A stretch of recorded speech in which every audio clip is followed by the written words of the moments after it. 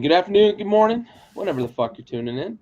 This is a mid-season, full swing, injury season, nearing the All-Star break episode of Backyard Buckets, brought to you by Backyard Sports. We got the whole crew this week. Ryan, how you doing, man? I'm good. Happy to be here as always. How are you doing? I'm doing swell, man. Bentley, how about you? In lieu of recent news, like in light of recent news that's been coming about in the sporting world, I might turn on tweet alerts for the two-word Greg Popovich back to back. Seems like he's kind of the last bastion of the old school coaches in the United States in terms of the major sports, right? So he really just truly has the opportunity to do the most funny thing, like to take over. Of course, the Alabama head coaching football position, if he wants to transition to that. But I'm doing well. I can't speak to those gentlemen who just retired, and I'm not jealous at all, even a little bit. But I'm doing well. How many national championships could Alabama win with Greg Popovich as the head coach? Many. I think he could probably 10% of them. I think with the talent they usually have. Yeah. Why not? Try it out. It's like the coordinators run the team. I'm just here for motivation and wine. Well, hey, speaking of coaches, we'll kind of stay in that realm there. Nice segue lead in there, Bentley. We had some history made over the past week with one Eric Spoelstra down in South Beach signing a gargantuan $120 million contract with the Miami Heat. I think we've talked about it on this show in the past more than once. Eric Spoelstra is one of those coaches that you tend to talk about in terms of getting the most out of players, right? Getting the most out of maybe the least to just kind of bank on that cliche. Miami isn't always the most talented squad, especially since obviously the Heatles left. Spo cut his teeth with the Heatles, but since then, they've been very successful. Finals trip just this past season, right? They made a Bubbles finals as well. Really have done a lot with not a ton of superstar talent down there. However you feel about Jimmy Butler, whether you think he's a superstar or maybe a borderline superstar, we've had that conversation here on the show as well. They don't have the supernova guy like LeBron and AD, right? They're paired together, or like Jamal Murray and Jokic and like all these teams that seem to have these A-plus superstars on their team. Miami does it without one of those guys or two of those guys or three of those guys on some of the super teams we've seen assembled. So I lay all that kind of foundation to ask the question. We'll start with you, Bentley. Has Spoelstra earned such a rich contract? And I'm a little surprised with Miami doing it too, because they're not typically a team that goes and spends just like a ton. They're not always over the luxury tax, that sort of stuff. So to splurge on a coach, I think that says a lot about how they feel about their culture and what he's done for that team. Yeah. You gave him kind of a nice build up there, talking about his time with the Heatles and how they have continued to be successful since LeBron and Chris Bosh and Dwayne Wade have left, and how they've kind of the organization has made contractual mistakes, right? They gave $90 million to Tyler Johnson, the Richardson deal in the trade with Philly, that ultimately ended up with Jimmy Butler ending in Miami, right? The front office has made some faux pas, right? 2020 hindsight, of course, we didn't know that in real time. But Spo has been able to coach this team to success in spite of some of those faux pas that the front office has made, right? And you can't look around the league and find another coach that's done it as successfully as he has. I'm looking here. His career winning percentage is .588 in the regular season and .592 in the postseason. If you're a baseball player, he'd be the greatest of all time, right? Obviously, he's not a baseball player, so it doesn't apply here. But I'm saying to coach the same team for as long as he has, with the perceived lack of top-end NBA talent on some of the rosters that he's had to field, to maintain that kind of record especially that high of a winning record in the postseason, is one of the more impressive things that we may ever see within a coaching perspective, right, in the NBA.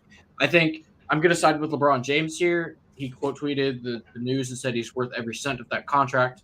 I 100% agree. I think that for many, many years, it was just kind of a foregone conclusion that Greg Popovich was the greatest coach in the NBA, right? Then, Tim and Manu and those boys all left, and San Antonio kind of went in the tank, and obviously we've come out on the other side, or so we kind of assume, right? But they have Wemby now. They have a couple of guys around him. Obviously, they still have some picks to make and whatnot, but somewhere within that span of time, where you mentioned it, they went to the bubble final. Yeah, true. Cody Zeller, but not forgotten. Somewhere in that span of time, probably right around the bubble championship, I would say, whenever Jimmy Butler and Spo carried them to their first finals since the Heatles left. I think that probably may have been the correct time to make the switch. That I think now people are realizing that Spo is, in fact, the best coach in the NBA. And I don't particularly think it's super close. Now, a lot of that has to do with the lack of talent we just talked about in San Antonio and Pop not having the superstars that he kind of needs to succeed, right? They're really, really bottom of the barrel there for a while. But Spo has been almost as low on talent, but has maintained a superior level of winning, right? I can't think of a single season in the Spo era where they were just an objectively bad team and their record reflected that, right? So I totally believe that he's worth every cent that they paid him. For my money, he's the best coach in the NBA. He outcoaches the opposing team's coach in basically every postseason series that they have, and the results have panned out on the court. Yeah. Ryan, agree? Disagree? Yeah. While Bentley was talking, I was ignoring him and looking at some Eric Spoelstra stuff. And based off this, it seems like he's pretty good. Yeah, I mean, I think when LeBron gives you credit, not a guy to give a lot of credit to coaches, I don't think. Historically speaking, yeah, accurate. One of the few guys, and obviously Eric had the Pat Riley kind of transition to him taking over, and I think that's also a pretty big endorsement. Pat Riley is considered one of the greatest NBA coaches of all time, and he's like, hey, this guy who's never been a head coach, he should take over this team. That, I think, even from the beginning of his career, was just a show of support that not a lot of guys ever get. That's a pretty solid endorsement from Riles. Yeah, I mean, yeah, Pat Riley, also not the nicest guy sometimes. Right. So, I think his peers like him, the players like him. I think he's, like Bentley said, he's outcoached a lot of guys. One thing I do want to add that I found interesting is that out of the top 3 coaches now that make per year, it's Spoelstra, obviously, with highest per year, and I think most total, and then Monty Williams is at 2. Which I won't say anything about that. Detroit paid him a lot of money to come oversee a shitty situation. Yeah, and I don't think he's been good with his lineups, and maybe that's a GM, I don't know. But and then Greg Popovich is 3rd. Both Spoelstra and Popovich never played professionally. Technically, Spoelstra played in Germany for 2 years, in the second league of Germany. He never played professionally, which is he never played at a level that best league in the world, right? Yeah, I mean, he played 4 years of college ball and stuff I'll give him some credit, but it is impressive. People always say, well, you had to play the game to coach at that level, and clearly that is not true. We've shown guys who understand the game enough that have played it, but haven't played it at that level, and I do think that's interesting. Guys who maybe have chips on their shoulders to be successful because of the lack of playing success, but love the game, and Spoelstra clearly loves the game. And I think he's a top 3 coach in the league, and should be paid for that. And my last thing is, if you're going is he a top 4 coach in the West? Maybe in a few years. But the only thing I'll add is if you're going to overspend on stuff that doesn't affect the cap, like the coach, right? Yep. Like if you can, that's why I kind of respect Detroit for paying money. It's like, hey, we're like not good, but like we can spend as much as we want on a coach. So give him like whatever kind of thing. I'm fine with that. If you think that's the guy, same with, Popovich, like pay those guys as much as it takes to keep them. Like if you're losing a coach like that, that's your problem. You're not doing your team a service by doing that. So I think they did the right thing. And give them all the money.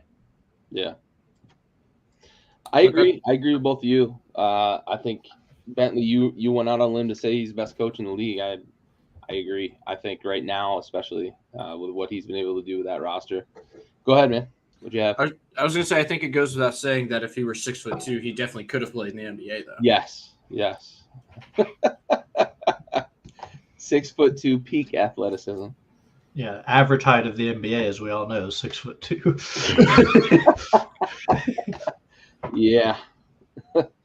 Well, here's a nice little transition point as well. Yes, the Lakers are struggling after a pretty hot about 4-week stretch. After a little bit of a slow start, they had a hot 4-week stretch, and now they've gone pretty cold. They're actually back to 500. I believe they were as many as 10 games over 500 not too long ago. So they are very much struggling, and the Cavs are playing good basketball without Evan Mobley and also without Darius Garland, and they are playing good basketball. So they're in a really good spot in the East. Lakers are in a tough spot in the West. Yes, 6'2" is peak athleticism, right? That's a fact set in stone. However, on the Lakers note, we had an interesting situation transpire earlier this week. So the Toronto Raptors are playing a game in the Staples Center, and we know that there is the conversation when teams go into the Staples Center that you got to win the game by 15, right? That's kind of the thing that they say about that, but also playing like the Lakers and the Celtics in the playoffs, you got to win by blah, blah, blah, right? Well, we get to the fourth quarter of a game that the Raptors are winning, and the Lakers shoot 23 free throws in the fourth quarter. Not in the game. In the fourth quarter, Anthony Davis shoots 11 free throws in the fourth quarter. The Toronto Raptors, by contrast, shoot 2 free throws in the fourth quarter. Those two coming for Scotty Barnes, which, oh, by the way, those are Scotty Barnes' only 2 free throws, one in that game, but also in that game and the previous 2 games that the Raptors have played. So I lay all that foundation to say, like, this was something that kind of, I think, boiled over, right? And we had a, in my opinion, glorious reaction from one Darko Rajakovic, the coach of the Toronto Raptors, who, in his most European way of being in the postgame, just unleashes a barrage of, this is nonsense. We can't have this. This is embarrassing for the league. This is embarrassing for the players. The refs need to be held accountable. We all know the Lakers get favorable officiating, but if they just need to win this game, just tell us and we won't show up, which is great because that's a line I've used in the past at a referee after a game after an awful officiating performance. So I love seeing this. I know the NBA is going to come down hard, or I don't know if they've announced yet how hard they're coming down on him, but did they announce it? I might have missed it. $25,000. $25,000. So come down on him, slap him on the wrist. You can't do this, yada, yada, yada. However, he said what we all think, or what most of us think, what a lot of us think, and discuss outside of the public eye. It's just really, for me, it was awesome seeing a coach just put himself out there, have his team's back, because the Raptors, they're in kind of a limbo, I guess, or purgatory a little bit, but also they've been getting hit pretty bad with officiating over, like I mentioned, Scotty Barnes, who goes to the rack with high frequency, shooting 2 free throws over the stretch of a 3-game stretch. And then it culminates in an overtime game in which the Lakers shot 23 free throws in the fourth quarter. And LeBron James after the game has the most LeBron James answer possible, right? He's never ever going to like admit that he's a superstar and gets superstar treatment. Well, they were hacking and we weren't. Like, all right, I get it. You're not going to go out on that limb. However, I saw the highlights. I didn't watch the game specifically. I saw the highlights. It was pretty bad. So I want to go to you first, Ryan. I want to get your thoughts on this because I think you tend to be maybe of the three of us, you tend to be the one that stays a little more even keel when it comes to talking about officiating. I want to hear from you on this, though.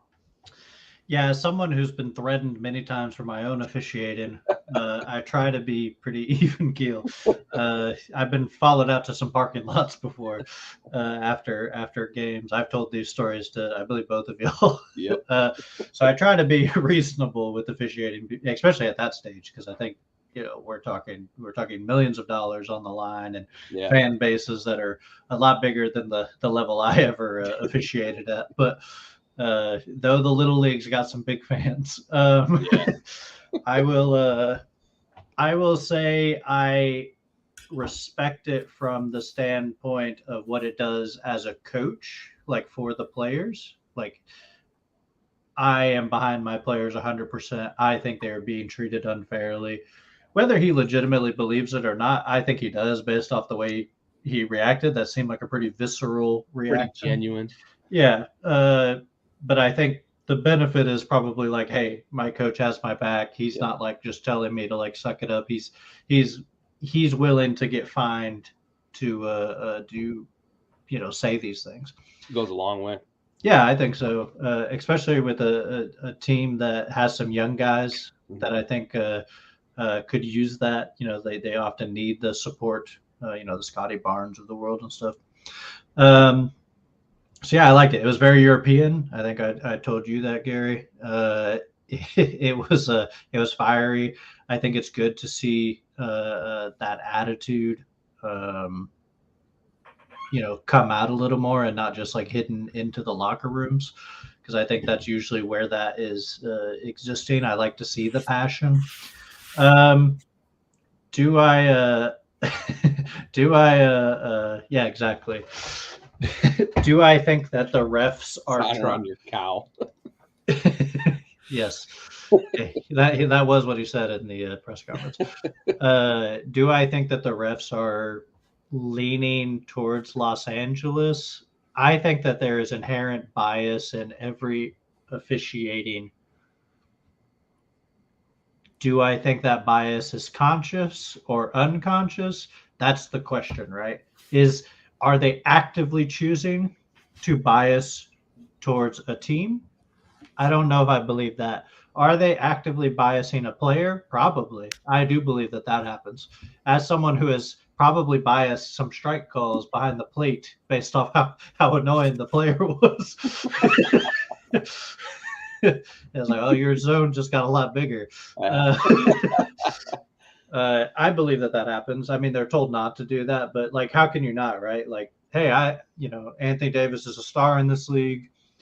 He treats me okay. Like, I'm going to give him the calls, right? I don't think maybe they even consciously say that to themselves, but I think that is like an unconscious bias that people have, right? They're human, right? Yeah, the Kobe, the Jordan treatment, right? Like once you get to that like level of stardom, I do think that happens. I'm not comparing him to Kobe and Jordan, but for the record, yeah, but he has star level, right? You get star calls, as I say. I do think that happens. So I understand him being upset. I just don't think it's happening at the team level. And there's no proof to really have it, but glad to see it. Sucks that he got fined. You have to fine him. I think you have to kind of throw the hammer down at him there, because as a league, you can't have people questioning the legitimacy of games. What are they going to like come out and be like, we're playing under protest until we replay the end of the fourth quarter of the, like, sometimes the calls just don't go your way. And it sucks. But yeah, good to see. Also good to see the NBA defend the referees. I think both were necessary responses, and I'm fine with how everybody acted. Bentley, any thoughts? So oftentimes when we talk about referees, and it happens more so in football, I think, than it does in basketball, because there's an onus at the end of games in basketball when you are trailing to make a concerted effort to go to the rim and put the pressure on the referees to make the call, right? We always say, not always, we typically say, don't settle for the jump shot, go to the rim, make the referee make the call, right? Make them blow the whistle, force them to make a decision. In football, there's no way to really force the referee to make the decision, right? But what we desire from our referees is consistency, right? So you want to see, and Gary, you and I talked about this on Tuesday night just a little bit, right? With the phantom holding call against Michigan, or against the phantom holding call that they did not call against Washington, right? That's a call that they had not made throughout the game, right? And then they call it on Washington. Yep. But they don't call it on Michigan. So that's an inconsistency. That's what we don't want to see. I'm okay in football games if they call every penalty. I'm okay if they don't call any penalties. I just want to see consistency. Yep. It's the same for an NBA game, right? In this NBA game specifically, in the first half, the Raptors shot 7 free throw attempts. In the second half, the Raptors shot 6 free throw attempts. That's pretty consistent, right? Got it. Understood. In the first half, the Lakers shot 6 free throw attempts. In the second half, they shot 30 free throw attempts. That is complete inconsistency. There's no logical reason why they should shoot 24 extra free throws in the second half of a basketball game when you shot 6 in the first half, right? So I fully believe that Coach Peja was, not Peja, his name is escaping me right now, Darko. When Darko, because I cannot pronounce your last name yet because you've been a coach for 25 games, I believe he was completely justified in his outrage, because if you would ask him at the end of the first half, yeah, that game is probably pretty comparable, right? Like, we had a good first half. They called even calls both ways. To see it skewed so dramatically in the second half, specifically the fourth quarter of that game, was just absurd. I think it's an ugly spot on the mark of that officiating crew, right? Like, they can send in, they do the 2-minute report, right? Whatever, you send it into the league. They miss this call. Yeah. They have a justifiable reason to send that in, because they can send the entire game, the entire second half, to say, hey, this is a call you did not make in the first half that you did make in the second half. I don't know how to coach my guys around that. Yep. I can't tell them that they're doing the correct thing in the first half, and then we come out of halftime and it's just all of a sudden a different game. Exactly. Like, if you're going to call all of the fouls, that's fine. I can work with that. I know how to coach my guys to play to a very friendly whistle or to a very unfriendly whistle. It's when you change it from one half to another that I don't know how to coach them. And to his point of Scotty Barnes not getting calls, right? He knows how to coach to that. I don't think obviously he's upset because Scotty Barnes is not getting calls, right? But I think his biggest gripe was that it was inconsistent within this one game, and he would like to see the officiating crew be consistent from one half to the next. He can work with Scotty Barnes not shooting free throws. He's an elite player, right? He can score other ways. He can dish the rock. He can do things to supplement the free throw attempts that he's not getting. But if I don't know how to coach my guy from one half to another, what are we doing here, right? That takes all of the coaching aspect out of basketball if I have to coach a totally different game plan from one half to the next. Yep, absolutely. Yeah, you mentioned it with football. I'll equate it to baseball, right? As I used to pitch, right? I pitched still for more than half of my life. I was a pitcher. And I never had a complaint about an umpire in terms of their strike zone as long as it was consistent, right? That was my only gripe, was when, like, if it's a strike in the first inning, it better be a strike in the fifth inning. Yep. If it's a ball in the first inning, it better be a ball in the fifth inning. If it's a ball in the top half of the first inning, it better be a ball in the bottom half of the first inning, right?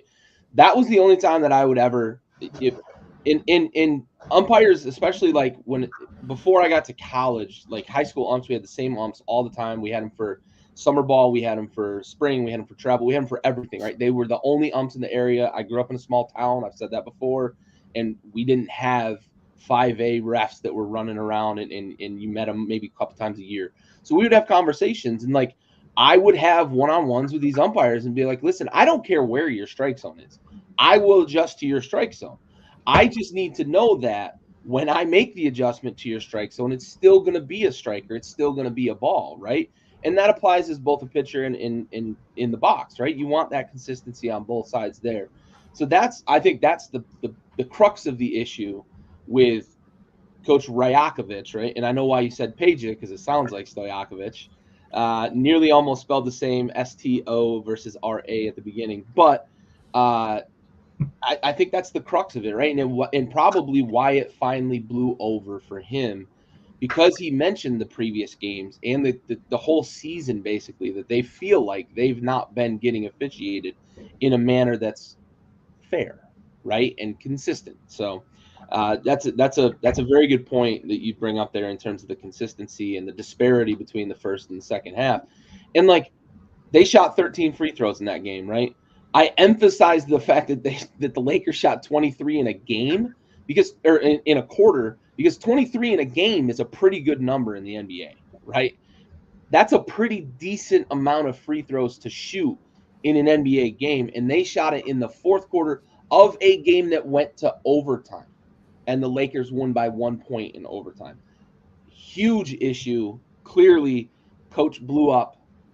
I appreciate it. Ryan, you mentioned it, just having the players' backs, right? That's a big deal in that locker room, especially with a new coach who's not just new to the team, he's new to the NBA, right? In terms of being a coach, as Bentley mentioned, he's coached for 25 games. So this is a big deal in that locker room for sure. Can I add one thing, Gary? Sure can.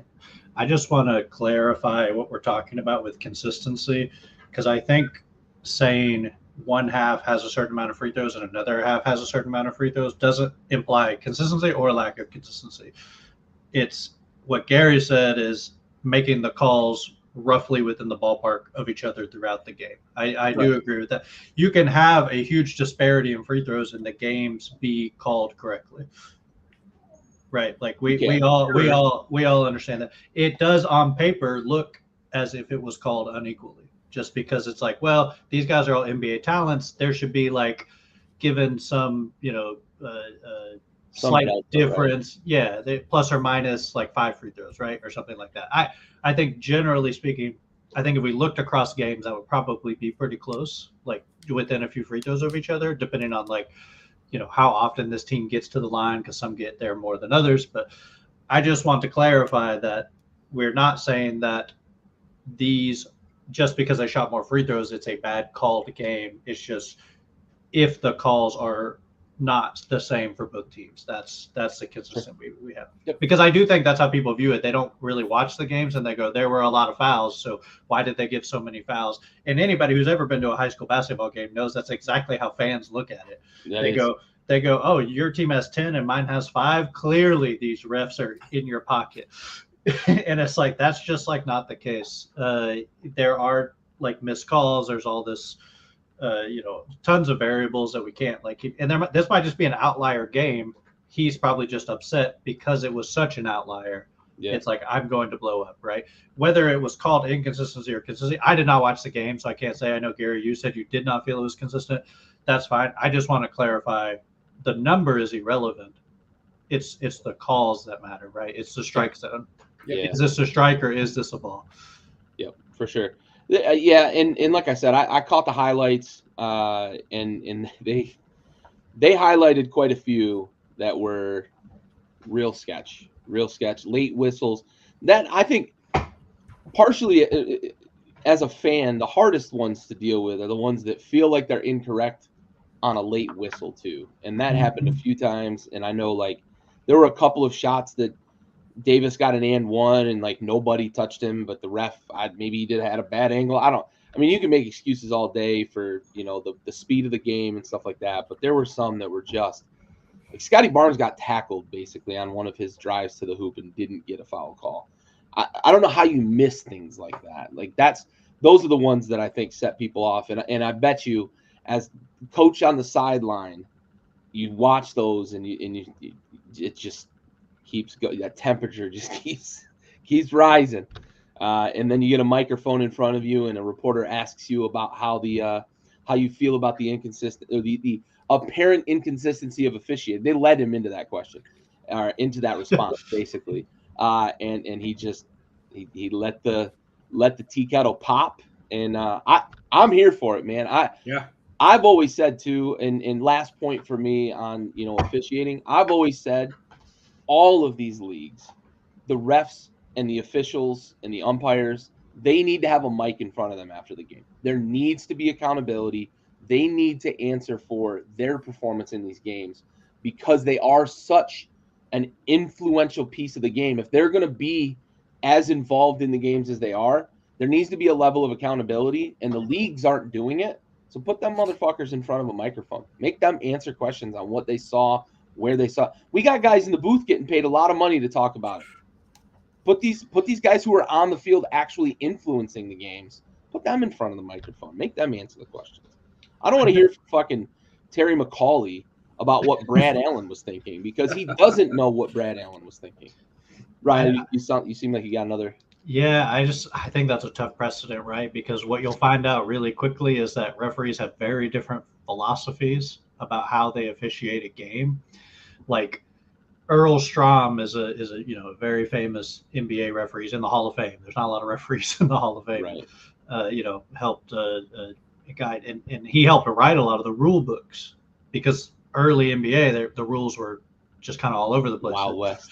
I mean, there were 10 rules to begin with the game, and they kind of there's a lot more now, right? And I remember a young referee coming into the NBA saying Earl Strom is the greatest referee ever because he wrote the rules but doesn't follow them. And you'll find that out real quick when you have to start asking them questions.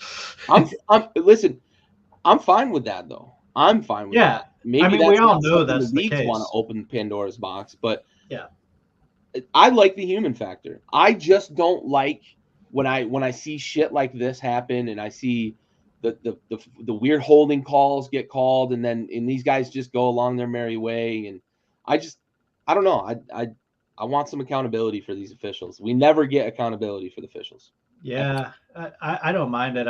I worry you're going to end up with like a 2-minute report, but the entire game, and they're just like, yeah, they missed that call. They missed that call. And it's like, yeah, because they're doing letter of the law, and the games are never called that way. And the 2-minute report is always like, yeah, that guy was barely touched, technically a foul, but it would never be called. Yeah. And I worry that's what we'll get down to, and I do think that kind of hurts the game a little bit. So I think there's a middle ground probably where it's like some accountability from like the lead referee or something, and like, why did you make this call, and let him explain, him or her explain. So yeah, I just don't go too far where it becomes almost robotic and takes away the human part of it. I think I would not like that. Yeah, there is, and it's more so in the NFL, right? Because there are fewer games. There is a ton of data about the NFL officiating crews that you have access to.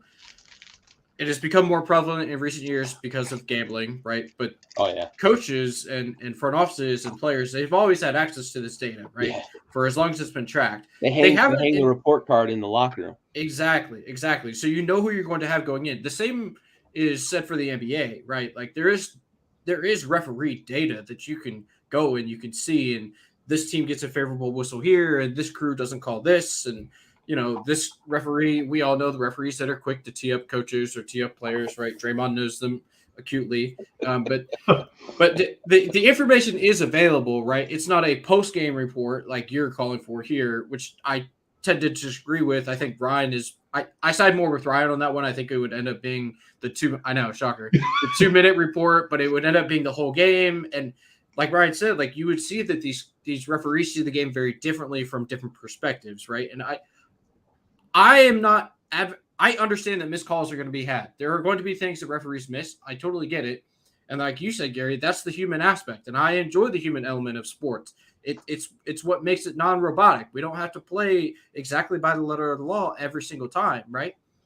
However, what I was saying earlier and what Ryan said better than I was trying to do was that we just want to see consistency within the calls, right? It's okay if there's a free throw disparity between one team and the other, so long as the calls are being made the same at the beginning of the game as they are at the end of the game. That's the point that I was trying to make, and I may not have done that very well, but Ryan cleaned it up for me, and I appreciate that. But I don't think I need a 2-minute report for a 48-minute basketball game.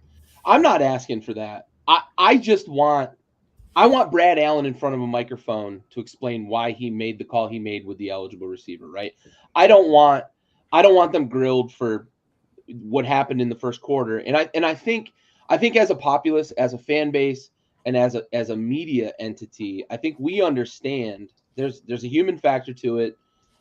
These guys see things differently. They interpret things different. Some guys like to let things go. Other guys don't. Some guys are much more tight, right, and close to the letter of the law. I'm fine with all that. I want accountability for these refs and these umpires and these officials.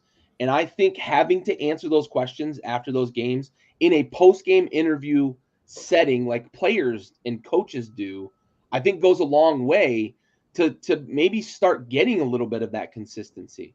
Maybe when they get asked these questions and they have to actually come up with an answer for it, they don't get to just be fuckheads like Donaghy said they always were, right? Oh, I don't like Allen Iverson because he made a fucking derogatory comment to a ref. So next game, I'm going to call 5 crossovers carries on him. I don't want that shit. And if you've got to answer that question after the game, I think from a human being perspective, that does away with a lot of that.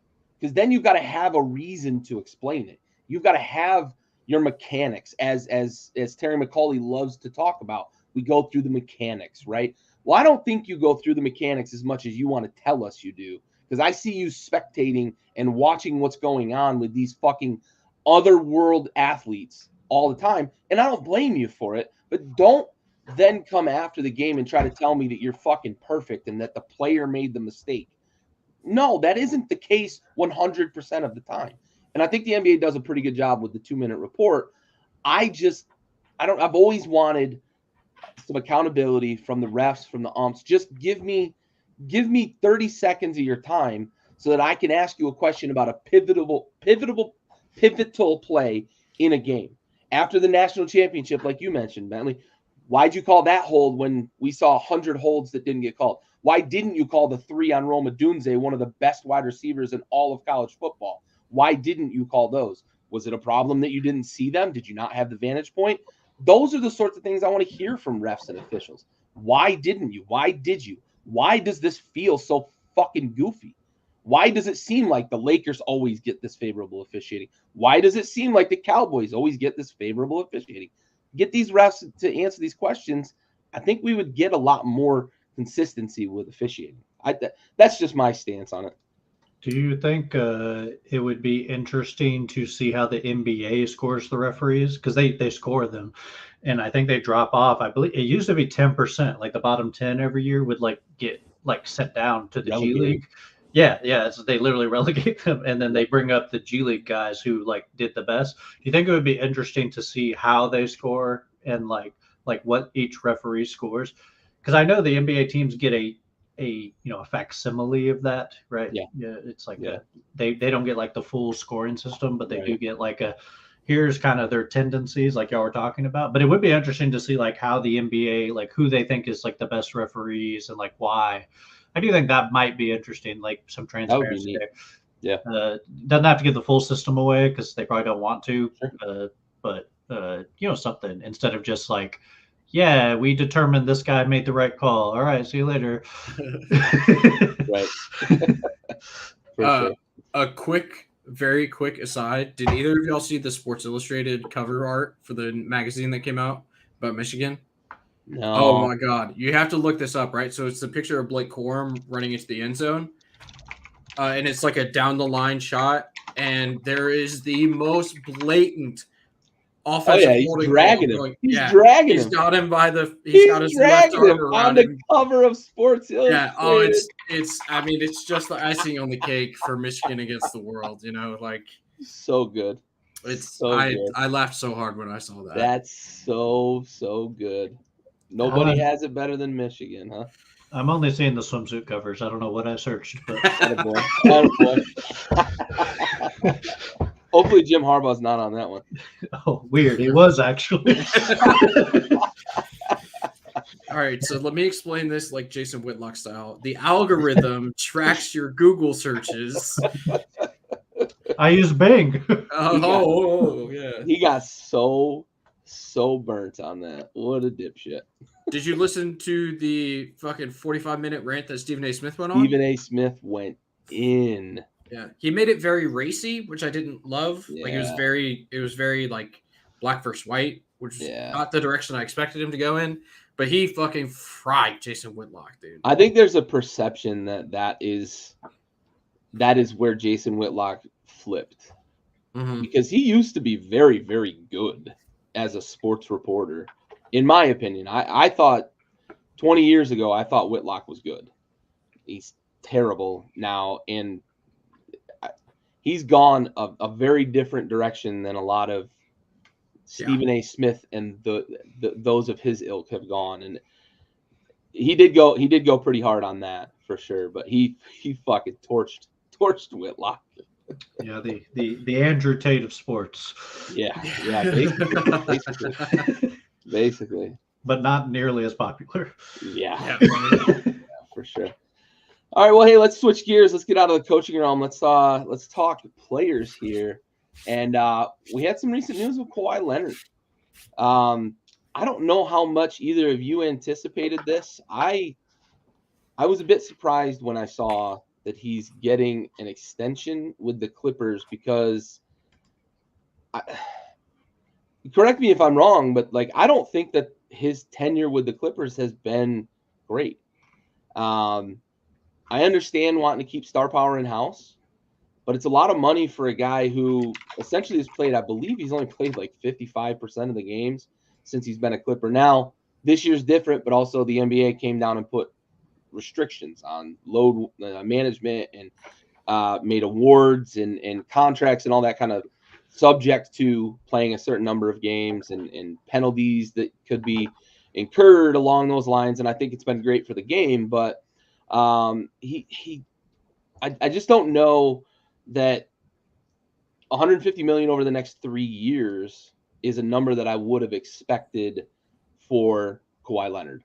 So I'll get off my soapbox. It's 153, so 51 million a year on his 3-year extension. I'm curious your guys' thoughts on this, because I don't know how far off I am in terms of how I feel about Kawhi Leonard as a player for the Clippers versus how you guys do. I just didn't expect this. I thought for certain that they were going to try. I mean, maybe this year has really changed their perception of him.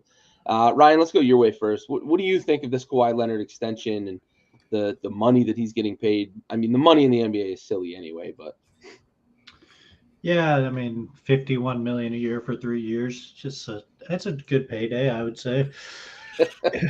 I wouldn't sign. I mean, I'm looking for bigger bucks. Looking for bigger money. The podcast money is pretty good. It'd be hard to leave. Yeah, hard to turn it down. I mean, what else do you do as the Clippers, right? Like, you kind of have to sign them. Like, the only way to keep Paul George and James Harden is to keep him. I guess that makes sense. Yeah. So I mean, you kind of like have to, right? And if you don't keep them, you're in purgatory. Like you have nowhere to go. That team would be awful. You know, they could probably survive with like 2 of them, but losing those guys, like if it's like Kawhi's not going to re-sign, George is like, all right, I'm out. Like I got to get out of here too, because I think I think his contract be coming up here relatively soon too. Yeah, I just think you have to. Like at this point, you've created the hey, if we're healthy all at the same time, we're a good team. Yeah. And if we're not healthy, well, we have to live with that. Like we hitched our wagon to a team that has some health issues, right? That is the world you have to live in with that. So yeah, super high risk, probably pretty high reward if you get like, pretty close to what Kawhi Leonard was in his peak, which I don't think you're going to get because he's 32 with a ton of injury issues. He'll be 35 plus at the end of the contract. So I don't think you'll get, peak, but 80-90%, you feel pretty good. You hope that his body is like 28 because he hasn't played in 3 years. Like his legs are bad, but the rest of his body's like in a good spot.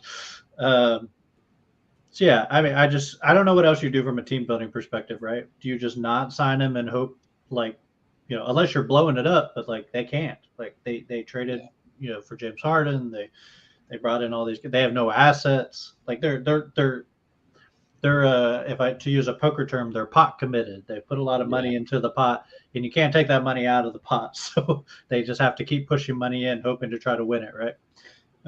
I think they're in that situation, and it makes it easy as a GM. I like the Clippers GM job is probably not too hard. It's like, hey, we got to keep these 3 pretty good players, and like Russ probably, and like we'll figure out the rest of the team. And good for them, and good for him getting $50 million. $50 million. Yeah, $50 million a year for 3 years, and basically not playing for like the majority of his last contract. Do you think they're going to get the return on investment on this new extension? Because it's clear, like you just mentioned, they didn't get the return on investment of the initial contract he signed with LA. But this year it's been different, as I mentioned, the restrictions and stipulations and all that. But do you think they're going to get a lot more return on investment on this next 3 years? That's tough. I don't think you ever will get return on investment from Kawhi ever again, probably. Just because of the injury history. Like I'm looking at, he has never played more than 74 games in a season, and he's only played in 70 plus games twice in his career. So he's not a guy who plays like he played in a bunch of 50 games. And those were both early in San Antonio, right? Yep. Yeah. And then he has a 9-game season in San Antonio, and then off to Toronto, and then off to the Clippers.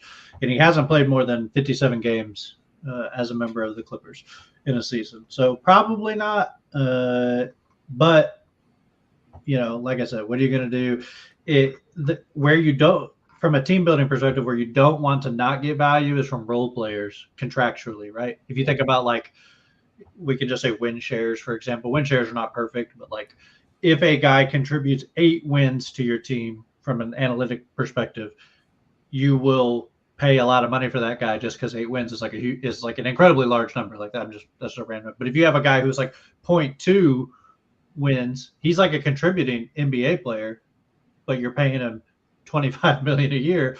That's when the problems come in. So you can overpay your stars. I think that's fine, but you got to make sure they're stars. Yeah. And your win share per dollar spent. You see this with WAR in the majors. Or like how many millions is one WAR like per year? It's kind of the same thing in the NBA, right? You see it in baseball. The pitchers always end up with way more than like their WAR per dollar than the position players do, because pitchers are more valuable, right? Same thing with stars in the NBA. They're way more valuable, so they're going to cost more per win share, which I'm comparing to WAR. I know that's not an equal comparison, but it's the role players. If you're paying Zubats $40 million a year, you've made a wrong turn somewhere. and I like that guy, but you've made a wrong turn somewhere.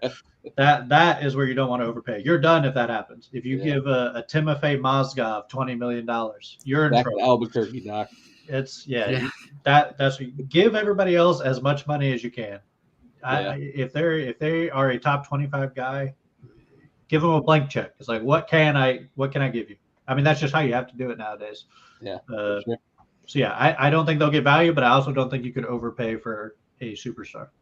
Yeah, I like the way you put it. Pot committed. That's a roster. We talked about it with the Bulls a lot at the beginning of this season too, right? They've got to go all in or all out. And I don't think Steve Ballmer is probably never going to go all out. At least not anytime soon is Steve Ballmer going to go all out. He came into the league like a wrecking ball and has continued to put his money where his fandom is. He's having fun owning a basketball team and using all of that Silicon Valley money that he made. So, Bentley, over your way, your thoughts on the Kawhi deal, what it means for the Clippers, what it means for him? I think it's a very profitable deal for the Clippers. Question. We'll talk about that after. Sorry. Oh, you're good.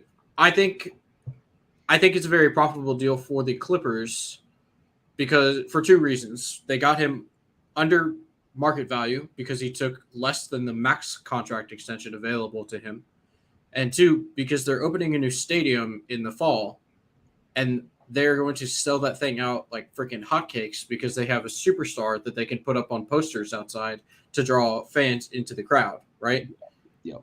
So, and I'll give you a 3rd reason if you want one, because he's still playing at a very high level, and he's playing. He's only missed 4 games this year. I was a little wary of him buying into the new, you have to play 65 games, to make All-NBA or being the MVP, all the postseason award stuff, right? I was a little skeptical of whether he would actually care about that or not. But it seems to me that he does, right? I think that he wants to make an all-NBA roster. And in order to do that, he knows he has to play games. How much do you think that for all players, especially Kawhi, how much do you think that and I'm gonna frame this because I think the NBA's done a good job by doing these things because the fans get the trickle down of it because now they can go to the arena and expect to see stars on the court. How much do you think for guys like Kawhi and others do you think the max deal being attached to making an all-NBA team, those super max contracts being attached to an all-NBA team, how much do you think that is kind of the second order effect more so than making the all-NBA team? It's that second order effect. He knows he's coming up on probably one more contract after this extension. How much do you think that plays into it? Or do you think it's mostly pride for a guy like him that he just wants to be on that all-NBA team? I think he cares less. I want to say that he cares less about the money because he's gotten the max already, right? Obviously, this extension was not the max. The one he initially signed with the Clippers was a max deal because he made an all-NBA team, right? Yeah. I think that it is the extra money incentives for making all-NBA is a very big deal for players on the rookie extension. Yeah. So they're already technically on their second contract, like the Jaylen Brown thing, right? Perfect example. Yeah. He took the rookie max extension, and then he made an all-NBA team and became eligible for the biggest contract ever in NBA history, right? So for players like Zion Williamson, he's going to be coming up. He took the rookie max. Players like John Morant took the rookie max. RJ Barrett took a rookie max. Trae Young, rookie max. All these guys take the rookie max extension. They need to make an all-NBA team to get that super max deal that you're talking about, right? Well, Kawhi did that. So I don't know that the money is that imperative for him. I do believe he wants to make the all-NBA team because at this point in his career, he's looking back at it and saying, I'm being compared to guys like Kevin Durant. I'm being compared to, unfortunately for him, the Anthony Davises. You know, I'm being compared to, in his mind, he probably thinks LeBron James, right? He's playing in the league at the same time as all of these guys. And he's thinking, man, I need all-NBA teams and championships to stack up my end-of-career results with my counterparts in the league at the time, right? He's this might upset Ryan, but I think he surpassed James Harden, right? Because he has a championship.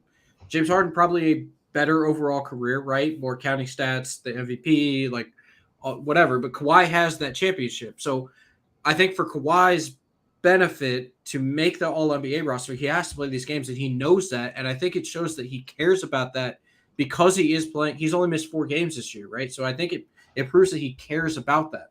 What it also proves to me, in my opinion, and this is an unfortunate thing for Kawhi Leonard, because he is playing at such a high level and he's playing as many games as he is, I think it shows that he didn't have that fiery passion for the game in previous seasons. Could have been doing this the last few years. Yeah, I get it. He had the ACL in 19. I get it. He got injured in the playoffs last year. Like, those are legitimate injuries, right? The Spurs just entered the chat. Yeah, right. But it's all of the games that he missed in between. Ryan talked about it. Never played more than 72 games. But a bunch of 50s and 60s, right? Like, that's 25 games a year, man. Like, those are games that you apparently chose to miss, right? Now, I'm not going to say all of them because that would be unfair, right? It's not the 90s. Nobody plays 82 games anymore. I get that. But you've played 34 games or 33 games, and you played at a very, very high all-NBA level on a winning team. Why couldn't you have done that 3 years ago? Why couldn't you have done that 2 years ago? Like, it may not be all 25, but you might be talking 15. You know, I mean, 15 a year that he could have or maybe should have been playing. I like the way you frame that, though, legacy, and I think it's clear, right, with the choices he's made, both when he was in college, going to the NBA, and since he's been in the NBA. I think legacy does matter to him, and I think that's a good way to frame it the way you put it. Same question to you that I asked Ryan as the follow-up. Do you think the Clippers are going to get the ROI on this contract vice what they got on the first contract? I think it depends on what you mean by return on investment, right? If we talk financially, I think absolutely. Kawhi's still one of the most popular players in the NBA. They're opening a brand new franchise or a brand new arena. They're going to have to sell season tickets again. They're gonna sell VIP packages, right? Like, and they're not gonna have to split that with the Lakers, right? Like when the Staples Center hosts events, they have to share that with all of the people, the Kings, the Lakers, the Clippers, right? They all share that venue. This is going to be the Clippers arena. When Steve Ballmer wants to host Taylor Swift's Era Tour 2063 at his freaking Intuit Center in Los Angeles, because it's going to be the biggest, baddest thing outside of SoFi Stadium, maybe. It's going to be there, and the Clippers are going to get a piece of that because Steve Ballmer owns that stadium, and Steve Ballmer owns the Clippers, right? So financially, I do think that Kawhi Leonard is going to make the positive return on investment from the 153 or 83. Was it 83? 183 million? 53. 53. Okay, yeah. Over the next 3 seasons, right? In terms of on-the-court production, provided he is healthy, this team is on pace to finish as a top 4 team in the West, which to us is a big deal. It is a big deal. Provided he stays healthy, they look to make a playoff run.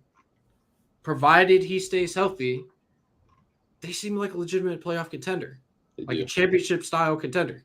They have guys that have done it in the playoff. Paul George has done it from an early age in the NBA in the playoffs. Kawhi Leonard.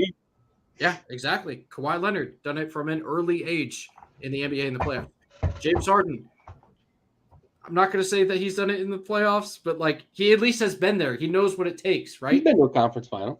Yeah, if you can keep him engaged and playing at a high level, he knows what it takes. Russ, been to an NBA Finals, played in NBA Finals. Some people forget that. Russell Westbrook has played in the NBA Finals.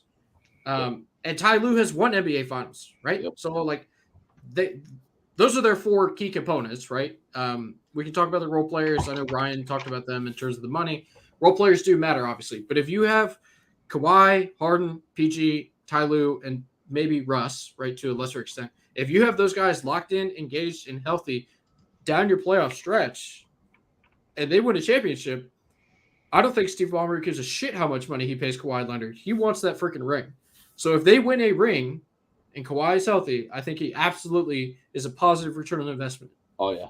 Yeah, you get that ring for sure. That's your ROI in a nutshell, right? You get that ring. You guys talked about the financial benefits of opening a stadium and having superstars on the roster. You mentioned Kawhi had that, NBA final success early. I mean, he won a finals MVP on a team that had Parker and Duncan and Ginobili. So, early success for a guy like that. All right, let's shift gears in the player spectrum and let's start talking maybe a little more negative, unfortunately. So recently we had a spate of injuries to budding superstars and one player who at one point was considered the future face of the league but had some issues with social media. Those 2 players being Tyrese Halliburton and Ja Morant, which kind of goes without saying in terms of the social media issues. Let's start with Halliburton because we've been really big on Halliburton on this show. I think we've made it clear that, he's pushing himself to be maybe the best true point guard in the NBA. I've talked, MVP. I would have had him a little higher than you guys had him on the MVP on the midseason awards show that you guys did. He's a guy that had back-to-back 20 and 25 nights, and he's just been killing it with that Pacers team that is doing great things on the offensive side of the ball. We've talked about the struggles defensively, but, man, they can fill the cup. They like to get up and down the floor, and it fits his play style as much as it fits their roster construction. It sucks. It sucks because as we were maybe only half joking before the show started, the injury that he has, while it is a grade 1 and he avoided some of the bigger, if he'd had a grade 3 hamstring pull, it would have been a real big deal. He's still going to be reevaluated in 2 weeks from the injury, which I believe now is about a week from today. Because I think he got hurt like after the show last week, if I remember correctly. So about a week from now, he's going to be reevaluated. But hamstrings, man, they can really stick around. They linger. They're naggy.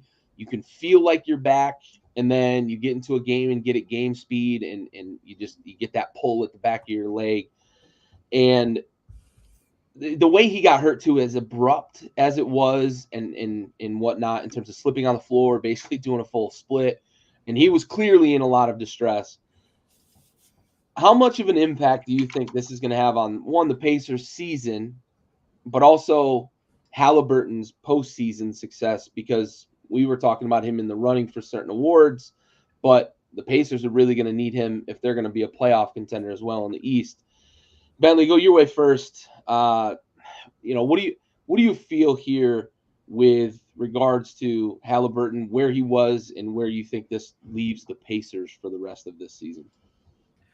Yeah, I know that you mentioned that you would have had him higher on your MVP list. I really hope you're not holding an MVP ticket with his name on it, because boy, that would suck. Luckily, I didn't put any ducats on that. Yeah, right. So the Pacers are the 4th seed in the East right now, top 4 team, right? Not a big deal. They have a 7-game. They're 7 games over 500. There we go. Yep. If in fact he comes back after 2 weeks and is, let's even say 3 weeks. Let's say 3 weeks. That's what, 10 games, if you want to call it that, right? 10 to 12. Yeah. If they go 500, they're still okay, right? Like, that's all right. We can get him back into playing form. Minutes restriction, plays 25 minutes a night for like 3 games or whatever, and then we're back off and running. If he comes back after 2 weeks and is like, "Oh, I'm still not good. I need another 2 weeks," still not good. If he misses 6 weeks, 7 weeks, something like that, then it becomes a little more dicey, right? Because you talked about it when you were opening this up. This is a team that likes to get out and run. This is also a team that doesn't play a whole lot of defense. Halliburton doesn't really bolster their defense, right? So the defense is not necessarily going to get any worse. But Halliburton is that offense, right? He's the engine. He's the straw that stirs the drink, if you will. So losing him is going to be very detrimental to their offense, right? That goes without saying. But they have good players on this team. Miles Turner, very good player. Benedict Mathurin may be able to take that step forward that we kind of anticipated from him this year, and he hasn't really done yet. Maybe with a greater opportunity, we could see Mathurin kind of take that step like we expected. Buddy Hield, if he can get hot and go on a little streak here, maybe he can carry this offense a little bit. He's not really the creator, but I think Andrew Nembhard is a decent facilitator, right? They still have TJ McConnell there. They have guys on this roster. Bruce Brown, they brought him in for a reason. They gave him a bunch of money. He's a guy that we've seen be like an on-ball facilitator at times. If he's able to carry this offense a little bit by himself, I think that the Pacers are going to be okay. I think that they're going to be able to tread water, whether they go 500, they finish above 500 even, or if they drop like a game or two below 500 just during the stretch that Halliburton is gone. The bottom of the East is very weak. I think that if they get him back before All-Star break, even if he extends it to All-Star break and comes back for the late season push, I think that they will be okay. They will finish in the playoff, not in the play-in the Eastern Conference, because of how explosive that offense is when he is out there running it. I don't think that they're going to rush him back at all because they have that 7-game cushion being over 500. I think they're going to take the time with the injury because, like you said, hamstrings can linger. They can stick with you. You can feel good. You can get back out on the field or the court rather, and then boom, there it goes again. Like, I think that they should feel no pressure to rush him whatsoever to get back on that court because he is the future of the franchise. He is going to be one of the faces of the NBA going forward. And he's a guy that wants to be in Indianapolis. So, like, you need to treat him as somebody that you need to keep around because he said he wants to be there. So if you do anything to turn that kind of thought process in his mind, as we've seen in the NBA, all it takes is one little thing to set off a superstar and he's out of there. But as for the time being, he wants to be there. So let him set his timetable. Don't rush him back. Attempt to tread water while he's gone. I think they'll be okay. But it obviously is very upsetting because he's one of the most explosive and fun to watch players in the league. Yeah, fun to watch for sure. You mentioned where they're at in terms of 7 games over 500. They've also got a 6.5 game cushion on the play-in, right? The 10th place, right? Yeah. 11th place is 6.5 games behind them right now. So, good point. Tread water. Make sure he's 100%. You don't want to get him back at 80, 85% and then have him pop that hamstring again anyway because then you're going to lose him for the season. So make sure he's absolutely, positively 100% before he gets on the court. I agree. Ryan, what are your thoughts on this? Pretty similar as far as how to deal with it. I think that's the right thing. I won't add too much. The only thing I will say is I think Andrew Nimhard and TJ McConnell are serviceable players. I think they'll be okay with those guys getting the majority of the minutes. And they're pretty guard heavy as well. Like Hield's not like a big ball handler, but he'll do things, handling the ball a little bit. I think they'll be okay. I think they can tread water, right? If they're like just below 500 over that stretch, like they got to feel pretty good. And they just beat the Wizards last night, who have a dominant defense. Clearly the offense is fine. I think they barely beat them, but those are the games you got to win, right? Like if you're missing your best player. Like you got to beat the Wizards. You got to beat the bad teams. Got to beat the Pistons. You got to beat those teams, right? You're going to probably get killed by the Celtics, even though they won in the game. Halliburton went out. He only played 13 minutes, and they still beat the Celtics. That was an impressive win. So that team's got talent. He just like Billy said, he does make the team go. But Nimhard is a playmaker. He's a serviceable guy. Can't score like Halliburton does. And McConnell same way. McConnell's like a get in your face, steal the ball, and assist guy, but cannot shoot to save his life. But those two guys, like, they'll be fine, right? Like, you don't want to play them 48 minutes combined, but if you can get 30 minutes and just kind of figure it out from there, I think they'll be all right. And they have that cushion. But it is an unfortunate loss, like Bentley said. Do you want to address the top position question? Yeah, we can, since we're talking point guards, right?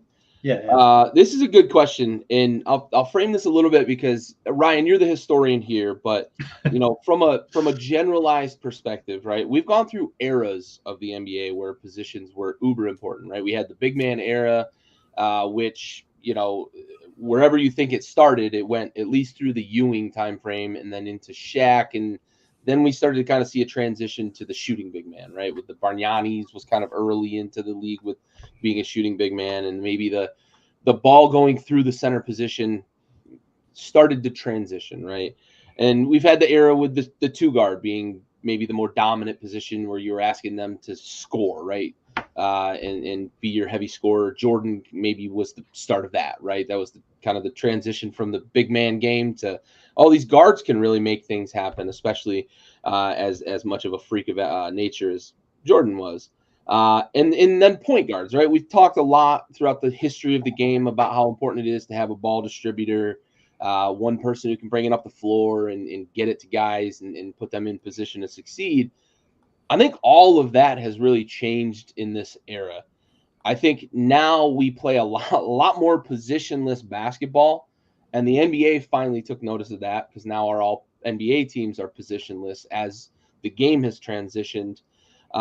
So, Ryan, I'm going to save you for last because you are our historian and can probably speak to this in terms of the history of the game a little more, maybe even a little more eloquently than I just did in terms of framing some of it. But Bentley, do you think let's say in today's game, do you think there's a position in the NBA that is as important as NFL quarterbacks? Because widely regarded, the NFL quarterback position is the most important position in sports, not in football, but in sports in general. And the percentage of the salary cap that teams in the NFL spend on good quarterbacks, even mediocre quarterbacks in some cities, speaks to that, right? That's how important the quarterback is to that game, but also across all sport.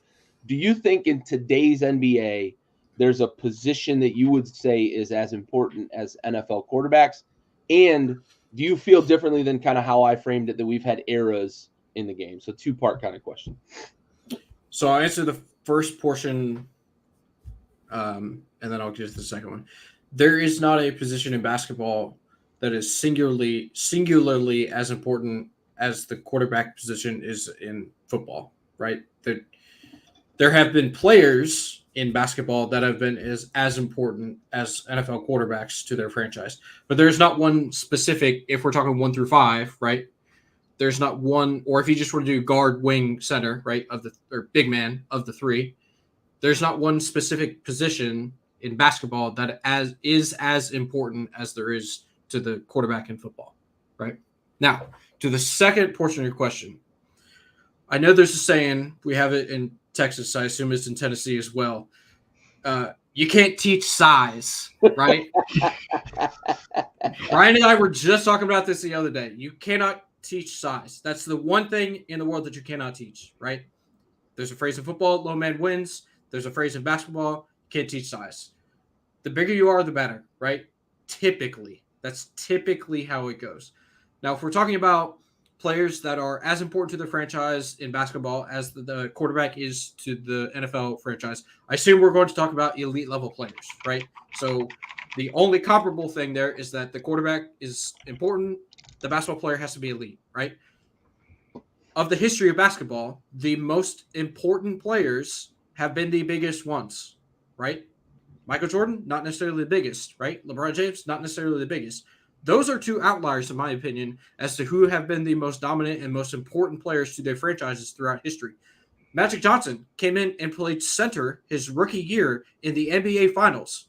He played all 5 positions in one game in an NBA Finals game. He started at center and then played the other 4 as well as a rookie because he was that big. Larry Bird was not a small guy when he came to the NBA, right? He was a large basketball player. I know I said LeBron James wasn't that big. He's 6'9", 6'10". Like, he's a big guy, right? Steph Curry may be the outlier, right? Steph Curry is a small guard by no stretch of the imagination. By every metric. Exactly. But he has been one of the most dominant players in basketball history because of his skill set, right? That's why I say he's an outlier. If you go throughout time and history, and I'm sure Ryan will be able to school us on this much better than I could, right? The most dominant players of every era have been the big man, right? Throughout time, you can go 60s, 70s, 80s, 90s, right? The best players that play basketball are the ones that can get the ball closest to the rim without leaving the ground. That just says that, in my opinion, that's how basketball has been played forever. You cannot teach size. You can teach skill sets. You can train for athleticism, right? You can, obviously there is natural ability and God-given talent and stuff like that, but you can teach all of those things. You can teach basketball IQ. You can train for explosiveness. You can do all these other things, right? But the one thing you cannot do is teach someone how to be taller. And I assure you that is the case. That is factually accurate, that you cannot learn how to be a taller individual. We've tried. Yeah. Yeah. Yeah, that's a good point. I think the caveat to that I would add as well, not a caveat necessarily, but kind of a foot stomp piggyback to you can't teach size. All things equal, especially, right? Big man wins. And we see so many uber skilled big men now today that can handle the rock and distribute. I mean, look at the last 2 MVPs, right? Those are big men that can do everything on a basketball court. Ryan, your way, bud. School us. Talk to us. I won't say too much. I actually really agree a lot with what Bentley said. That's twice tonight. You're killing it tonight. Yeah, you said it once about me, so I'm trying to, up, return the serve a little bit. Yeah, I mean, how I kind of think about it, me and Bentley have actually had this conversation, not just about the height conversation, but we've had the conversation about archetypes outside of like positions. Like I personally don't view it as positions. I don't think Bentley does either. We still use that as a way to define a player's role, but the really positions have kind of gone away. How I look at it though is I look beginning basketball, the George Mikan era, right? Like that is the big era. Like George Mikan was the biggest, strongest guy. He was a plotting guy, but there was no 3-point line. Like there was no shot clock. You could literally force it down people's throats, and there was nothing they could do about it, right? Like that era, very obviously, who is the dominant force in that era, all the way until the shot clock era, which is the mid 50s. Then you get Bill Russell as the dominant defensive force. So I think that's one thing Bentley didn't talk about a lot is the bigs also usually are the best defenders, right? So that's like another thing. They protect the rim, being the shots at the rim being the most valuable shot. So they not only do they get the most valuable shot, they also protect the most valuable shot, right? They defend it. So that's a pretty big part of that, I think. Really, until Kareem, that was the center's job, right? That was it. Kareem started to develop like passing skills. He obviously had like the the sky hook. That was like a pretty skillful move, like for a center back then, who they typically didn't have stuff like that. And then Bill Walton comes in right after him, same thing, right? Playmaking center. A lot of time you hear that about Bill Walton. And I think that was kind of the in-between moment where it's like, hey, we need everybody to be able to pass. We need everybody to be able to score at some level, and we need everybody to be able to dribble, like to some extent, right? And that is like how you build a basketball team, is dribble, pass, shoot, right? Like I know that's very simple, but like that is not how people viewed it. It was like, we don't need a guy who can dribble or pass or shoot, as long as he rebounds and stops people from doing things near the basket. Like he's a valuable player. And you know, we're 50 years later after Kareem, and I think the most valuable people are the big creators at this point, right? It's gone from literal bigs to the big people who also create for other people and create for themselves and create for other people, right? Who are the best players in recent history? They're almost all big creators. You mentioned some of them, Bentley. Magic Johnson is a big creator. Like he's a point guard, like that's how people view him, but his archetype is big creator, right? He could score, he could pass. He was big. Him and LeBron are very similar, like similar people. LeBron's obviously like wider than him, but Larry Bird was a big creator, right? Whether that be like he's getting assists, which he did get a lot of assists as well, or is he just creating secondary shots, hockey passes, and those types of, right? Like high feel, big shot creators. Those are the most valuable guys, and I think they start at like 6'6". Like Michael Jordan probably is the smallest version of that. Michael Jordan was that, right? He was 6'6", yeah. Mostly for himself. He was mostly a shot creator for himself, but was that, right? He's like the smallest version of that. It's like anything smaller than that. Becky Hammon is completely right. Jalen Brunson is a huge outlier if they won a championship. It would be one of the largest outliers ever if a player the size Jalen Brunson, because Jalen Brunson has all those skills, but he's 6 foot tall. Yeah. Yep. That is a massive outlier. Just as Bentley said, Steph Curry is the only example of a guy who was a consistent winner as the best player on a championship team as an archetype because he's the greatest shooter from the 3-point line ever, right? Like that's the only way to equalize the game. But now you have guys who are 6'8", who also can shoot, who also can pass, right? And who can also defend multiple positions. I believe that is the most valuable archetype. And I believe that's what teams want in draft. And you see it with the way they draft. And it's even in the role-playing community, right? Like if you're a role player, that's the most valuable role player, is a guy who can do that as a little bit of all of those things, right? It's like he's not a star, but he can score a little bit. He can move the ball. He can rebound. He can defend multiple positions. We like all the way from the role player all the way to the star. I think that's the most valuable. I won't give any more history because I do think there's a lot of delineations throughout history of like why that happened. But I think we have to stop thinking about it as positions, think about it as an archetype. And I think the big creator, like a Paolo Banchero, is a good example of that. I think his archetype is the most valuable currently in the NBA.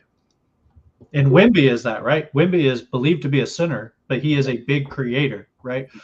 Like he seems like a guy who will be able to pass the ball. He seems like a guy who will be able to get his own shot, and he's big and likely a good defender. That is the most valuable player in the NBA right now. Not him, but like that type of player. Yep. So much more than having a position that's like NFL quarterbacks, there's a trait that is just as important to the game of basketball as quarterbacks are to the game of football. Good question. Good answers. Thanks, Dad. Yeah. Appreciate it. So let's finish up. I mentioned the Ja Morant injury. He is done for the year. Speaking from experience, that's going to be a pretty tough rehab for him. I feel bad for him because I had that same injury on my pitching arm.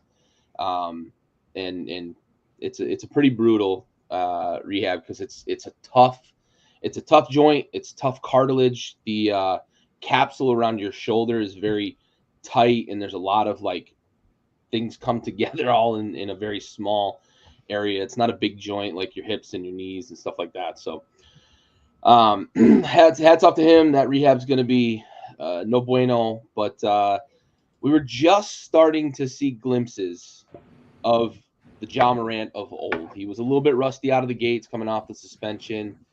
He seems to have kept his nose clean to a certain extent. I know that the NBA is probably in the Memphis Grizzlies probably have babysitters around him in some form or fashion. But it was encouraging the last few games before the injury announcement and the subsequent done for the season announcement with surgery on his shoulder. We're starting to see a little bit of that old Ja Morant. The Grizzlies may end up getting maybe the first pick in a bad lottery year. I mean, I guess bad's a relative term, right? Because you're sandwiched between the Victor Wembanyama lottery and the Cooper Flag lottery, and you've got this 1 year where you've got to find the gem, right? So maybe you don't even want to be number one, but they're going to get a high draft pick. Desmond Bane looks good. Ja Morant will be back next year. What's the future look like for the Memphis Grizzlies and Ja Morant now that he's got a season-ending injury coming off of the bad suspension? Ryan, going your way first. Yeah, I think the interesting part is the team, right? How do they respond? I mean, I think he'll come back all right. I don't think it's as big, like it hurts, but it's not as big of an injury, except for like shooting form. Like it's much more effective in baseball, right? Where like a pitcher, even a fielder, like that's a big injury. Like if you're a third baseman trying to get it to first base, becomes a lot more difficult after that rehab, right? Yep. So I think the hard part is going to be how do they address this season and next season. Half their team is hurt. Yeah. Steven Adams is hurt. Went down again. Brandon Clark is hurt. Marcus Smart's been hurt all year. At this point, you probably just play the season out and see, do you see if you like Laravia's got something? Does David Roddy have something? These guys who like, are they contributors? Will they be contributors next year? I think we talk about this all the time with like, this is the time to find out if the fringe is valuable, right? This is what that is, right? Those are guys I liked. Especially Jake Laravia. I thought he could do a little bit of everything coming out of college. And I think with playing time could be decent. I think this is the time to see those guys. It's probably also a time in a bad draft. And by bad draft, I mean the top of the draft is not great, right? Like there's not like an obvious star. There could be a superstar in this draft in 5 years. Like we don't know, but it doesn't, like no one sees that immediately. But there's a lot of guys who, if you have the 5th pick, you're feeling pretty good. Like you basically have your pick of like 7 guys who could be the 5th pick, and you can get it. It's probably a need-based draft, a lot of this, right? Like they could take a big wing, which they need, right? Like a Modest Bazulis who's playing at the G League Ignite. He's a 6'9", shooter. It's like, okay, you at least get something, right? A guy you expect to like play a role in like a year or two. I think that's what you shoot for. You probably like see what you got. You let Jaren Jackson Jr. and Desmond Bane like run the team, and then just because you want a semblance of a team, you don't want to just blow it up. I know I think Bentley brought up trading Desmond Bane as an option, which I think is an option, but I don't think you'll ever get back value for him. I think you let, like I said, Jaren Jackson Jr., Desmond Bane run the team, let those guys that would be on the fringe get more playing time and see, are they going to be players? Is Zaire Williams a contributing guy, right? Like that was a guy a lot of people, it was at the 10th pick, I believe. A lot of people thought was legit, but he's had all these knee issues like early in it, like in Stanford and all these in high school and stuff. Let those guys play. You're not going to be very good, but like you can't help it. It's not your fault. Half your team's hurt. Let those guys play. And when Ja comes back, you hope that the surrounding people you put around him, you can trust, because I don't think they trust Zaire Williams or Jake Laravia or David Roddy for more than like 15 minutes, like 20 minutes for David Roddy occasionally. I think they probably trust him the most out of everybody. But let those guys play. Let them make mistakes. I think it's one of the few good opportunities for fringe players because the entire team is collapsing. Yeah, for sure. Bentley, what are your thoughts? Grizzlies, Morant? It's a really devastating situation for the city of Memphis. Probably the most upsetting part about this is that Ja hurt his shooting shoulder. Yeah. Get it? Yeah, lethal shooter. Well done. Well done. Yeah. No, I actually researched it too. It was his right shoulder. It is in fact his shooting shoulder. So it's a double entendre there because guns. Yeah.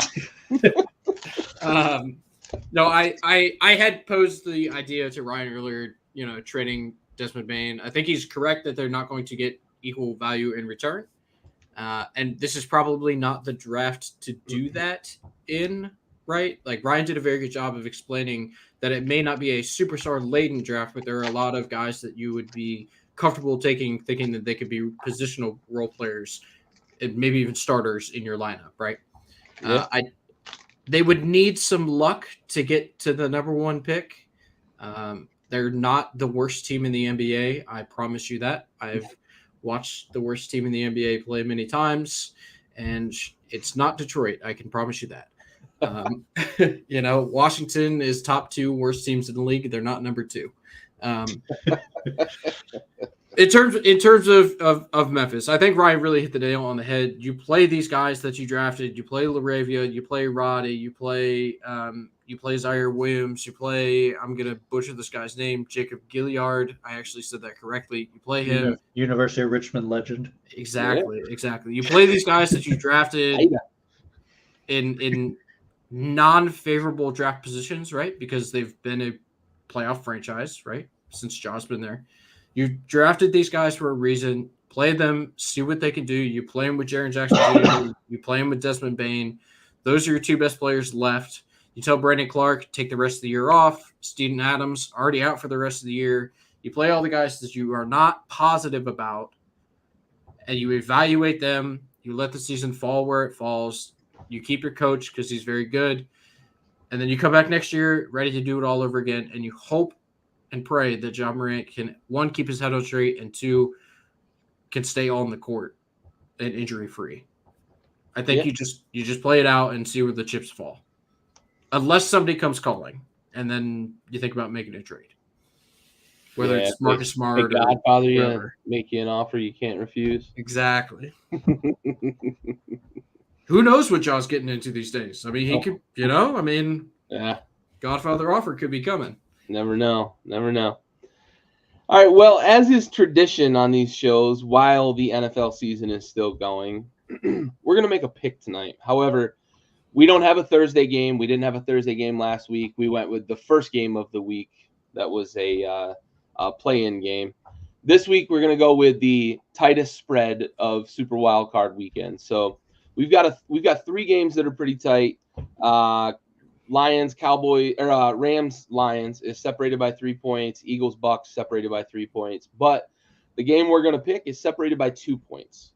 So we don't get quite the intrigue we could have gotten with this matchup because Deshaun Watson is hurt and isn't going to be playing in this game. I don't know if he traveled with the team and visited some of his old stomping grounds. That's for another show. But we have old man Joe Flacco, who has come back from the dead, right, for lack of a better figurative term, and won 4 games with the Browns, locked up a playoff spot for them.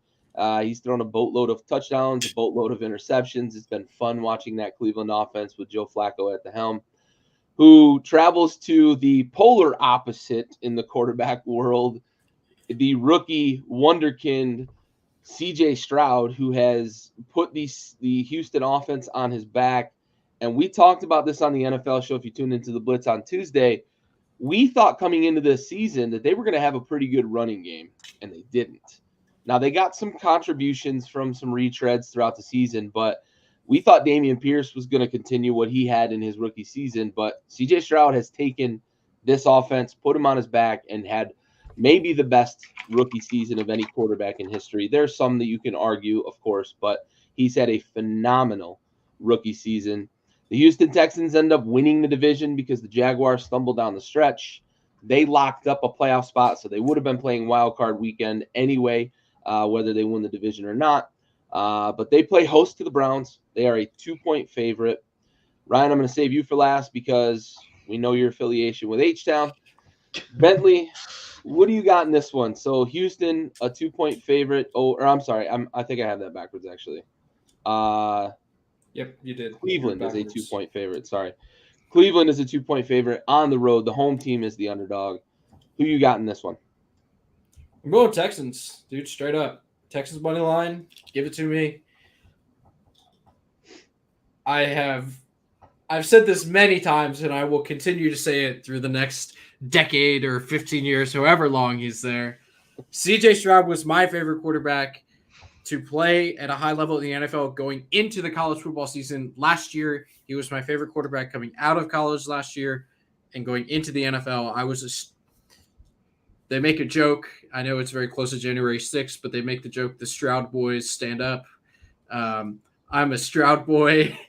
I've been a fan of CJ Stroud. It was a detractor that he went to Ohio State. Not a big fan of that. I think CJ Stroud is special. I think he's going to do incredible things in the NFL. They have a young coaching staff. They have a young core of talent. Dameon Pierce, you mentioned, he lost his starting job this year to Singletary. Not super worried about it. Dameon Pierce is still young. He has a chance to do special things in that offense. Nico Collins is young. Tank Dell, who's injured for the rest of the season, he's young. Dalton Schultz is only on his second contract. He can continue to build with the franchise. Will Anderson Jr. is incredible. The guy that took number 3 overall. Derek Stingley, they're starting their cornerback who covers typically the best receiver on the other team. He's going to be shadowing Amari Cooper. I like what they have going in Houston. I'm a fan. They're 6-3 at home this year. The Browns had a losing record on the road this year. I love watching Joe Flacco throw the ball. It's incredible. He has a cannon for an arm still. But I got to go with Houston, man. That atmosphere is going to be incredible. They've always had a pretty good home field advantage down at Energy Stadium, especially with the J.J. Watt years. Now they have a freaking quarterback to root for, too, which they've literally never had a quarterback. I know that Ryan, calm down. Schaub had a little bit of yeah. He had some juice, but CJ Stroud is better than Matt Schaub. I promise you that. And David Carr. So I'm going with the better quarterback in this matchup. I'm going with the better team in this matchup. I think if Nick Chubb were playing, I may have different feelings about this game. But I'm going with Houston to win this game. Yeah, my worry is that Cleveland defense. That Cleveland defense is unbelievable at all 3 levels. They're really good. It's hard to bet against CJ Stroud and what he's done all year, but he has had a couple of games throughout the season where he has looked like a rookie very, very seldomly throughout this season. I'm going to go with the Browns, I think, by a field goal. I think they are going to cover only because the spread is so low. I want to be wrong, though. I will say that point blank. I want to be wrong. I want CJ Stroud to continue to play because he's fun to watch. But I just think that right now that Cleveland defense is playing at peak historical defense level in terms of their ability to get after the quarterback and put a lot of pressure on opposing offenses. And we've seen time and time and time again in the playoffs, often defense wins those games when we get to January and into February. So I'm going to go with the Browns, but I'm going to go with the Browns if I've got to put money on it. But I'm going to be rooting for the Texans, so I will not be putting my own money on this game because I want the Texans to win. But I think the Browns are going to win only because of that defense. And Myles Garrett is like from Pluto. Like he's just unbelievable. Ryan, you going with the hometown folks? Yeah, I think I have to. I don't think I'm allowed to not do that. I don't. No one pays me to be accurate on this podcast. Right. Wait, you're getting paid? You could have stopped it. Yeah. That's true too. Yeah, still not taking that 51 million. Yeah, I told Bentley my dream Super Bowl is Lions Texans. That's my obviously. For the AFC's obvious, but I think neither team's won a Super Bowl, so I think that would be pretty cool. Also, my girlfriend absolutely loathes the Browns because she's a Steelers fan. So my prediction is not only will the Texans beat the Browns, they will then beat the Ravens. Ooh, okay. And then beat the Bills. And then beat the Lions. It's not a one-game prediction. You heard it here first, folks. You heard it here first. Texans Super Bowl. The Bulls will be on parade. On parade. Which is if you've ever been to a game, that's the song they used to play when the defense came out. when J.J. Watt was in his peak, which was maybe the greatest time ever in Texans history. We won't talk about the Deshaun Watson years because that was a great 2-year period when he was healthy before all the issues came out. I was like, oh, this guy's a star. So let's hope that Stroud has his personal stuff figured out. But yes, Stroud. Yeah, Stroud seems to be the real deal. Even if he never gets better, he still will be a solid quarterback in his career, right? Which you expect him to get better, but even if he doesn't, so you feel pretty good about that. I do think it's a great atmosphere. I don't think the Texans have ever not sold out a game. Doesn't mean people have shown up in some years, but I don't think they've ever not sold out a game. Football in Texas is a big deal. I know the Browns have a very long history, but I think the Texans will pull this out and end Joe Flacco's career for the 5th time. You can get a ticket for plus 7,000. Houston Texans Super Bowl champions. There you go. I'm gonna put a couple bands on that. There you go. you can also get a ticket for plus 150,000 Steelers Tampa Bay Super Bowl. Steelers Tampa Bay Super Bowl? Yeah, plus 150,000. I don't feel great about that one. $10 to win 15 grand. Only because of the Bucks. The Steelers, they could go all the way, but the Bucks, yeah. Right, babe? Oh, man. Well, I appreciate you guys. Great episode. Any closing thoughts here? Blurry Ryan? Yeah, clearly it's the end of the show. No, great conversation. Happy to be here as always. Hope everybody has a good MLK day. Spend time with the family. Think about why that day actually exists. Yeah. Yeah. Hope everybody has a good 3-day if you get it. For sure. Bentley, any thoughts on the way out? You get a ticket for each team to score 1+ field goal in the playoffs. So if you win the game this weekend but don't kick a field goal, you have the rest of the playoffs to fulfill this ticket. You just have to hope all of the losing teams kick your field goal. Ticket plus 260 if that tickles your fancy. Okay. I like it. Degeneracy abounds. It's been a while since we talked gambling. So yeah, I know it has. Well, appreciate all the comments in the interactive section of the show. I know that one of our listeners in particular appreciated all of the size matters, big man talk that we had after my dad asked the question about the quarterback position equivalent in the NBA. But on that note, this has been another episode of Backyard Buckets, brought to you by Backyard Sports. Dishonor to your cow. We are.